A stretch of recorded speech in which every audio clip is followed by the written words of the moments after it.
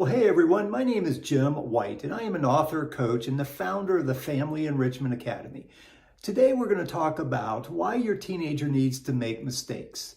Now, one of the traps that we can fall into as a parent is that we want to share our wisdom or our good advice. We see our teenager heading down a path that we just know is not going to end well, and so we feel an obligation to sit them down and tell them about our wisdom and share our wisdom with them so that they can avoid that mistake.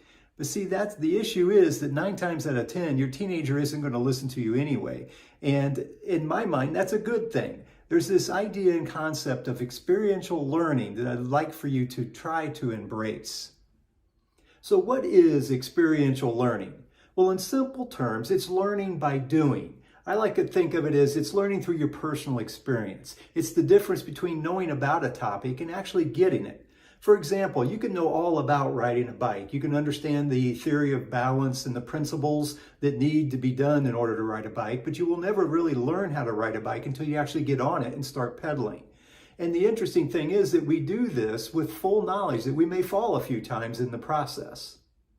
So in the same way, your teenager can know all about good study habits, but the only way they'll really get what's going to work for them is to try a few things, and they may fail a little bit in that process.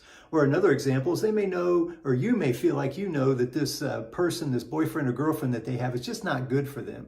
But again, the only way that your teenager is really going to be able to come to understand the difference between a good relationship and a bad relationship is by going through the process and discovering it for themselves and eventually breaking up with that person. So that's what we talk about when we say experiential learning.